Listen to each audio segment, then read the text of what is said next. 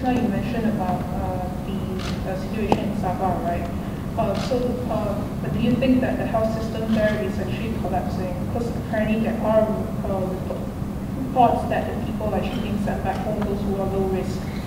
So, as I said, it's the same questions being asked. As far as Sabah is concerned, the health system is still have a capacity. It's not true what you have read. This is the information that we get latest, and we hope that it will continue and we enhance our activities, public health intervention in Sabah. So the perception being reported, I'm not sure why people like to use a negative perception when the facts and the figures are showing differently. So today, for example, we do have increase of 1,240 cases, but 508 cases actually confined to the prison. So I think activities in the prison has been taken, and hopefully intervention will be done and we can contain the infection. Once upon a time, you also have from Depo Tahanan immigration as well. So again, we managed to contain it using the same principle. So it's not true that in Sabah that actually the health system collapsing. No, but we admit it's more difficult and more challenging. However, we are more prepared this time than before in March in terms of the human resource, in terms of the facilities, PPE, and etc. We started preparation much earlier, sending our human resource from internal as well as from other states to assist Sabah. We send our PPE, we send our ventilators, and we increase the beds, for example, using the concept of pusat quarantine and rawatan risiko rendah. And all the issues that we have already, addressed, and hopefully we need more coordination. So I think the most important is coordination. And finances also we have really approved in terms of the emergency procurement for the state. And hopefully with the more coordination in the state level, just like what we did in the national level, not only Ministry of Health, but we work closely with the police, Angkatan Tentera Malaysia, Nadma, and all agencies. This is what we need in Sabah. So hopefully the interstate in coordination in the state, I think should be enhanced further. Then I think we can actually win this war. We have not lost the war yet, neither we have won it. So most important is that to continue our activities, and we have seen some positive signs in the east coast of Sabah. So we think that another 4 weeks we may be able to contain the infection. Malam kenyataan yang sama seperti yang di-raise oleh media lain daripada Persatuan Perubatan Malaysia yang berkata bantuan kewangan dari kerajaan persekutuan perlu disegerakan untuk menekan penularan COVID di Sabah atau kemungkinan berlaku keruntuhan sistem kesihatan di sana.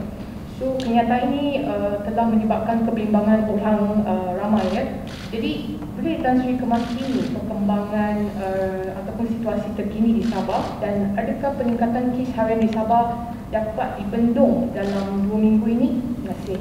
Terima kasih. Jadi kenyataan tersebut tidak berasas, iaitu mereka tidak tahu, iaitu kewangan, bahagian kewangan telah pun luluskan banyak peruntukan untuk negeri Sabah, dan juga perolehan darurat telah pun dibenarkan di negeri Sabah. Jadi isu kewangan tu tak timbul. Dan isu dari segi sumber manusia, kita juga telah hantar sumber manusia negeri Sabah. Contohnya untuk pergerakan secara dalaman, iaitu kesihatan awam 48, perubatan 607. Dan di negeri-negeri lain yang telah kita hantarkan gerakan petugas-petugas Kementerian Kesihatan Negeri Sabah untuk kesihatan awam ialah 109, dan untuk perubatan di hospital ialah 265. Jumlah keseluruhan ialah 1029, dan esok kita telah luluskan iaitu pejawatan lebih pada 1,200, dan mereka akan daftar pada hari surat tawaran akan dikeluarkan esok dan daftar pada hari Rabu, iaitu pertambahan lagi jawatan. Jadi sekarang ni kita lihat iaitu tanggapan daripada masyarakat seolah-olahnya kita tidak melaksanakan ataupun sistem kesihatan akan kolaps, tetapi tak benar. Jadi kalau kita lihat sekarang ni dari segi kemampuan hospital, penggunaan hospital hanya 52% katil, dan juga ICU penggunaannya kita ada 128 katil ICU, penggunaannya lah 60%. Dan kita lihat juga di pusat kuarantin, kita ada 26 pusat kuarantin, iaitu untuk rawatan kes-kes ialah tahap 1 dan tahap 2. Dan sekarang ni kita pertimbangkan kalau kita lihat pada pesakit-pesakit tahap 3 yang stabil dan tidak mempunyai risiko-risiko, boleh juga dirawat di pusat rawatan risiko rendah. Dan kita tengah melihat kepada 6 lagi pusat risiko rendah ni sama ada diperlukan. Jadi kalau ada keperluan, kita akan lihat. Hari itu ada satu pertanyaan mengatakan mungkin kita boleh adakan pusat kuarantin risiko rendah di pulau dan sebagainya. Kalau ada keperluan di sana, kita akan tubuhkan pusat-pusat tersebut.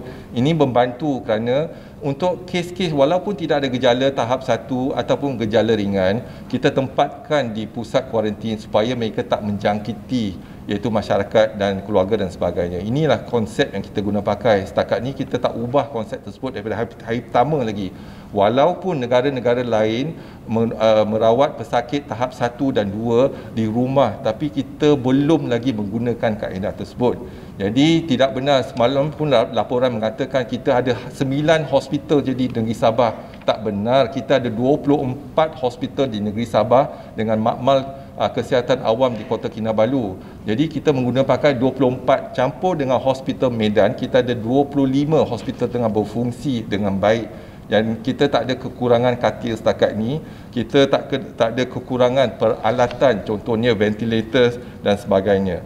Jadi saya rasa mereka yang nak buat laporan ataupun kebimbangan mereka, biarlah berdasarkan pada fakta, iaitu rujuk pada Kementerian Kesihatan. Jadi berapa jumlah kewangan yang telah diluruskan, dalam lebih daripada 30 juta kita dah hantar, dan untuk perolehan iaitu perolehan darurat. Jadi dengan PPE, dengan kita dah ada berkongsi maklumat ni di Facebook dan sebagainya, boleh rujuk dari segi sumber manusia, dari segi peralatan yang kita hantar, dari segi PPE yang kita hantar. Jadi kita juga telah maklumkan pada umum tindakan-tindakan kita. Jadi saya nasihatkan semua orang kalau boleh rujuk kepada social media Kementerian Kesihatan, sebab fakta-fakta kita lah fakta yang tepat. Jadi banyak sangkaan ataupun persepsi-persepsi yang tak betul dilaporkan. Jadi kalau nak fakta yang betul, pastikan rujuk kepada Facebook ataupun social media Kementerian Kesihatan. Why are people dying in Sabah every day? Oh, thank you. That's a very good question. Now we look into the infection. We know that the infection, the mutated spike protein is replacing the circulating virus that we see last year. So which means the infectivity is high, but not the virulence. Maybe there will come a time that we are looking at the virulence, but fatality has increased because of, as I mentioned, number one, first factor, age, elderly patient. Probably the immunity is less. Second is those who have other diseases, NCDs and etc. 80% of the fatality is associated with other diseases like chronic renal diseases and diabetes, hypertension, etc. So I think these are the two. So we need to protect the elderly. That's why our message is that you have to protect the elderly and those who have comorbidities at home. So make sure that you do not expose them. So this is one of our strategy, that is protect the elderly. Otherwise, if the infection comes about, those who are vulnerable, the high-risk group, they will succumb to the infection as compared to the young and those who have no other comorbidities.